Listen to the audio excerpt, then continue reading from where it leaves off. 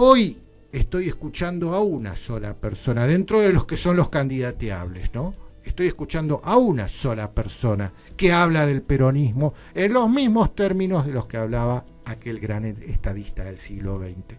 Esa persona es Guillermo Moreno, que hoy tengo la suerte de tenerlo acá a mi lado, y también nos acompaña Adriana Guitia, que no es cualquiera. Adriana Guitia viene trabajando con Guillermo Moreno hace muchos años, también hace con él un programa en Radio Rebelde, pero aparte Adriana Guitia es casi pariente mía, no es pariente mía, pero es casi pariente mía, o sea que no son cualquiera quienes me acompañan hoy en esta emisión especial de A Contramano.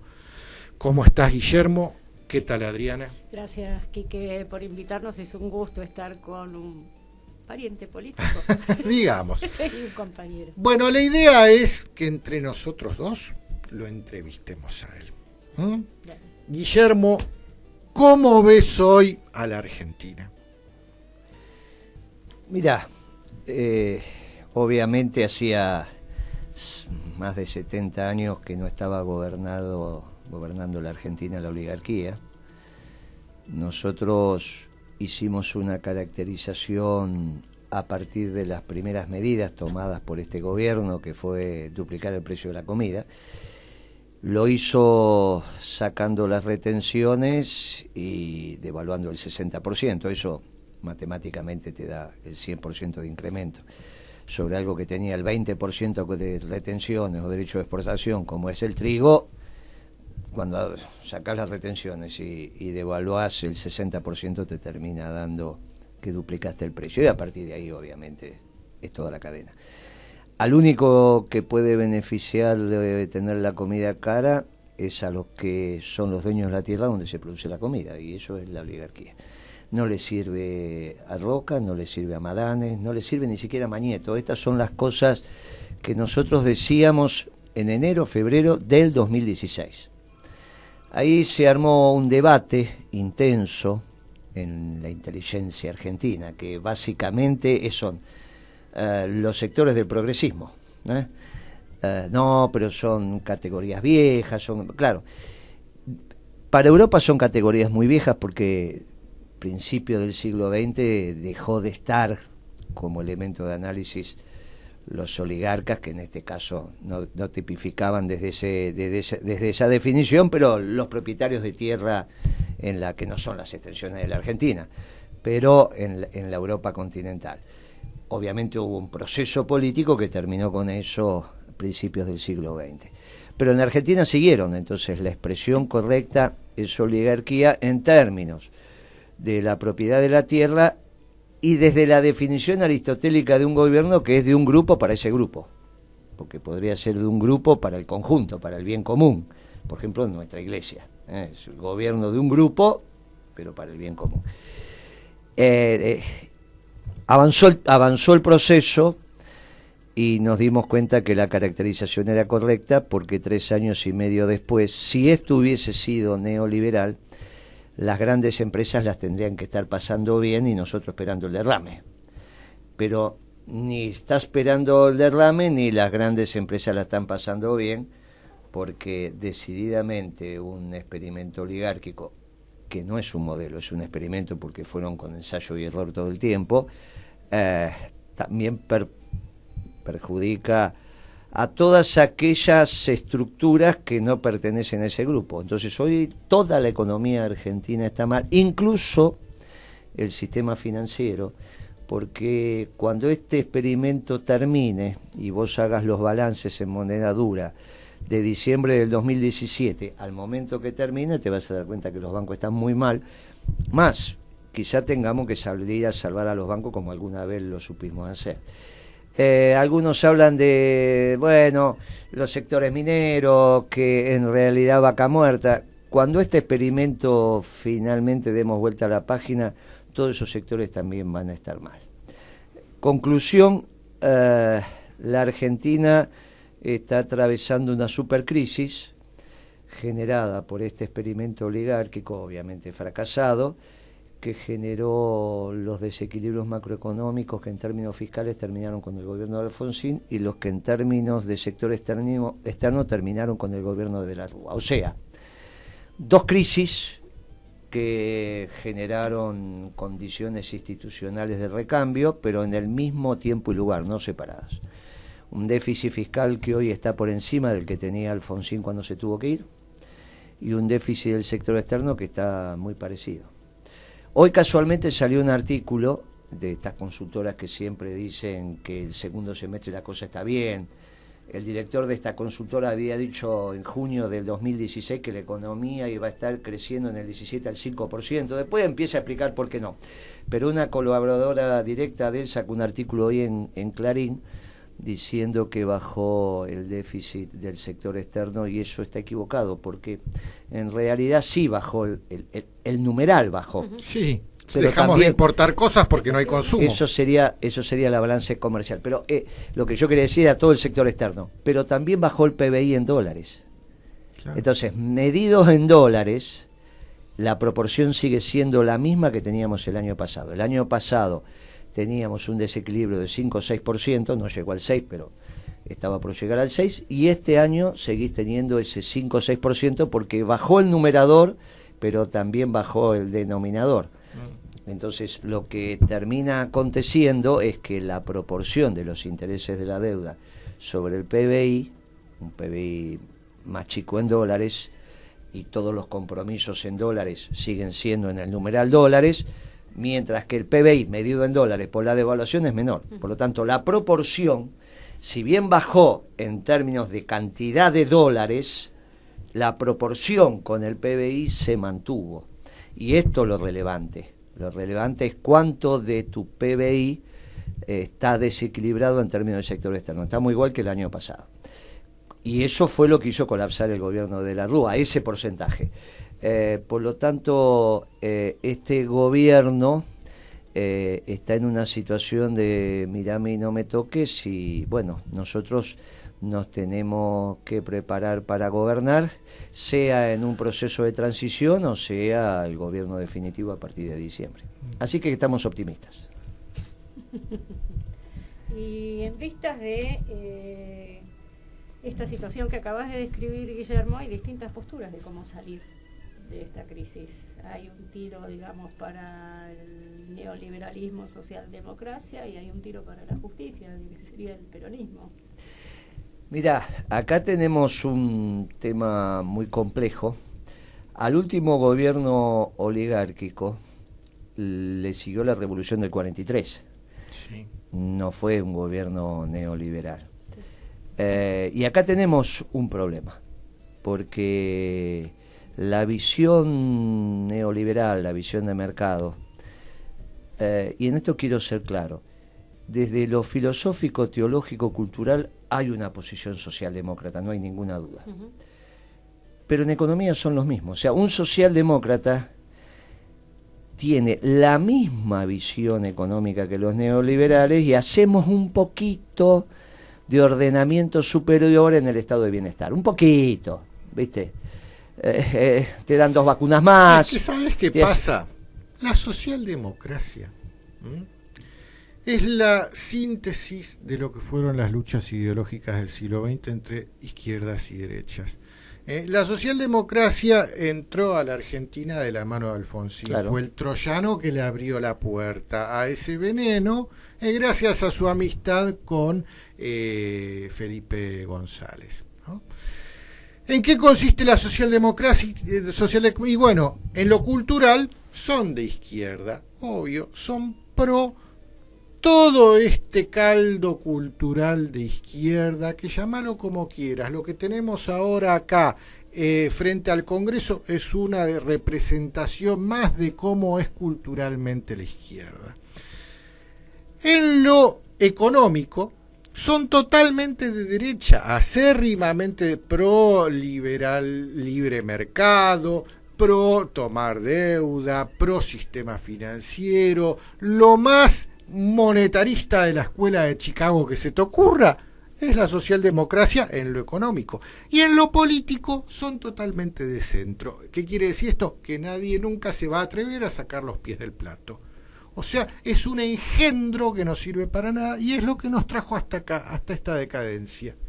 Sin ninguna duda. Por eso estamos optimistas porque de alguna manera la política está empezando a expresar recién en esta elección si el ordenamiento va a ser desde el posmodernismo, esto es, no hay futuro, no hay pasado, lo que escribió una diputada de La Capital en Twitter, periodista de Página 12 también, o empezamos a hacer política nuevamente desde los principios y valores. Ahí está. Entonces, cuando nosotros vamos con la trascendencia del hombre como institución, como género consciente, está bien, dentro de la zoología nosotros sí, está bien, pero tenemos conciencia que nos lo diferencia y a su vez tenemos alma. Al menos desde nuestros principios y valores. Nosotros lo que decimos es, miren, cuando empezamos a hacer política de nuevo desde los principios y valores, también le estamos diciendo a la angustia que genera en el ser humano la posibilidad de no saber qué va a pasar, nosotros le decimos, miren, tenemos un pasado común como pueblo, una construcción conjunta como nación, y tenemos una misión colectiva, que es construir la comunidad. Con un destino necesariamente positivo. Claro. Que nos están robando. En cambio, este posmodernismo te lleva a una angustia existencial que es desde el cual están volviendo. Y están volviendo en Europa también, claro. El problema es que están volviendo mal. Porque está volviendo la Liga del Norte, está volviendo Le Pen. Están volviendo con un nacionalismo xenófobo. El que se escribe con Z. Y nosotros, este pueblo mestizo, este pueblo argentino, el único pueblo nuevo en el mundo, construyó otro nacionalismo, porque necesariamente tiene una cosmovisión nacionalista porque tenía que generar identidad. La generó, pero es un nacionalismo distinto, es un nacionalismo de amor y paz. Quizás el único que hay en el mundo que le dice a cada uno de los pueblos, pero especialmente al argentino, que ningún pueblo es superior al nuestro, pero el nuestro no es superior a ninguno, y por lo tanto, en vez de levantar muros, construimos puentes, como pide su santidad. Nosotros somos, los militantes del Movimiento Nacional Justicialista, los que tenemos la obligación de poner una doctrina nacionalista de amor y paz en términos de la construcción de un modelo de desarrollo permanente y sustentable, que solo lo va a hacer si es en un marco de comunidad, donde el nosotros es superior al yo, donde el todo es superior a las partes y le da trascendencia a las partes, pero porque hay un todo. Donde el bien común está siempre por encima del provecho individual. Y donde la armonía es superior al conflicto. La sociedad no evoluciona a partir del conflicto, evoluciona en la construcción de comunidad. Claro, esto suena en una campaña electoral extraño. Bien, por eso digo que es muy interesante lo que estamos viviendo, porque estos principios y valores se están trasladando a la acción política concreta. Por eso confrontamos con Alberto. El otro día en un programa me decía, bueno, pero usted, Alberto, sí, a mí no me gusta cómo toca la guitarra, pero vos te imaginás que no por eso voy a plantear una disidencia, no lo escucho y listo. Claro. No es un problema. El problema son los principios y valores que algunos de nuestros candidatos tienen. Por ejemplo, cuando él en el programa de Mauro Viale se define que es liberal desde los principios individuales, y eso me lleva a la Revolución Francesa, y nosotros lo que decimos, que queremos vivir en comunidad, donde el nosotros se supera al yo, porque nadie se realiza en una sociedad que no se realiza, decimos, mirá, no hay un problema de libertad, igualdad, solidaridad, esto es otra construcción. De esa Revolución Francesa se derivaron los dos imperios que lastimaron al hombre y lastimaron al mundo. Entonces no es un principio, no es un problema de contratos entre hombres libres, es un problema de que construyamos la comunidad que nos contenga a todos. Y cuando él dice yo en lo económico soy heterodoxo, progresista, bueno, primero que no sé qué definición es, pero cuando uno intenta, perdón, cuando uno intenta ahondar en eso, bueno, en realidad lo que se encuentra es con un esquema neoliberal que no se intenta decir, pero son la gente que te empezás a rodear. Claro. Porque no hay ninguna duda que Nielsen haría parte de mi equipo económico. Es un buen economista y una persona que yo aprecio. E integró la Comisión de Economía del partido, o la integra, que yo presido. Ahora, siempre dijimos Nielsen en el Banco Central. Entre otras cosas decíamos, pues es el único que tiene cara de banquero entre todos nosotros. ¿Viste? Nos mirábamos y decíamos. Ahora, otra cosa es el ministro de Economía. El ministro de Economía jamás dijimos que era Nielsen. Eran otros compañeros, Charlie Wu, bueno, eran otros compañeros. Porque obviamente que siempre vas a tener una tensión entre el Ministerio de Economía y el Banco Central. Pero el que direcciona la política económica no es el Banco Central, sino es el Ministerio de Economía. Cuando vos, al que tiene que estar en el Banco Central, le das el protagonismo, es cómo te enfocás. Entonces, cuando dice Alberto cuáles son sus prioridades económicas, y bueno, él dice, primero la deuda, ¿no? La deuda no es ninguna prioridad, la deuda hay que apagarla. ¿Y quién la paga? Y los oligarcas. Lo que pasa es que hay que decirlo. ¿Y tienen la plata los oligarcas para pagar la deuda? Sí, no hay ningún problema. Podemos hacer con la plata de la oligarquía una propuesta, con los ingresos de la oligarquía naturalmente, una propuesta de pago de 10, 12 mil millones de dólares anuales contra una deuda exigible de 150 mil millones con una tasa de interés del 5 o 6%, te da un cash flow a pagar en 20 años. Tranquilo, lo pones ahí, ya está, no hay más problema con la deuda. En todo caso es la decisión política para que los oligarcas... ¿De quién paga? Claro. Ahora, cuando vos no lo decís, en realidad, y tu problema es la deuda, lo que empezás a decir que la va a pagar el conjunto del pueblo. Y ahí ya tenemos un problema con el peronismo, porque en realidad nosotros las prioridades de la política económica peronista es otra cosa. Mire, tenemos una deuda, muy bien, los ingresos para esta deuda salen de este sector social.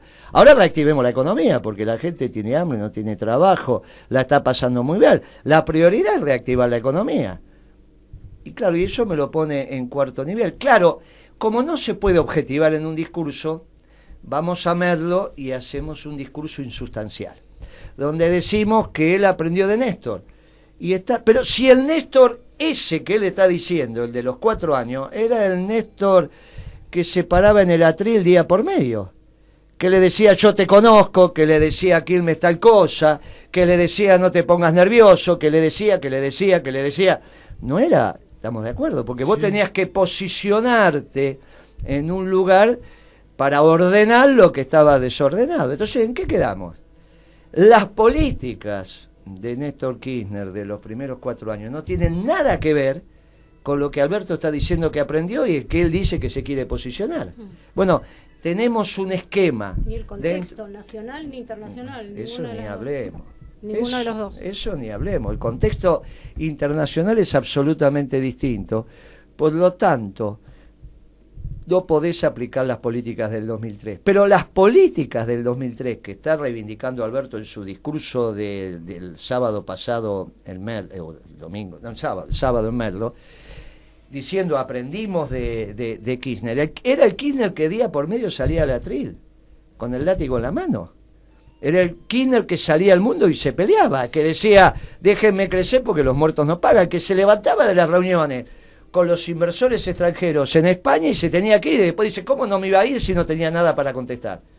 Entonces, ese esquema en realidad no ha permeado los conceptos profundos de Alberto y estamos en un lío. Por eso estoy optimista, porque bueno, el peronismo se está organizando en un espacio de unidad donde tenemos que contener a todos los que integramos la causa, incluso Unidad Ciudadana y demás. Y creo que vamos transitando hacia ahí. Pero me parece que puede emerger otra fórmula en el peronismo, si nos ponemos de acuerdo, que exprese el consenso de lo que estamos hablando, de los distintos vectores que integran hay peronismo con La Baña, hay peronismo en Córdoba, hay peronismo con nosotros obviamente, hay peronismo en Unidad Ciudadana. Bueno, tratemos de articular todo esto pero empezando un debate sobre los principios y valores. Nosotros no somos posmodernos. ¿Y hay alguien dispuesto a debatir sobre principios y valores? Sí, mira, nosotros... Porque es la primera vez que escucho a alguien dentro del peronismo haciendo ese planteo. No, pero estamos, mira, hoy empezó a tomar cuerpo una propuesta de encontrarnos los distintos candidatos en el Partido Justicialista y cerrar la unidad dentro del peronismo primero y después convocar al frente.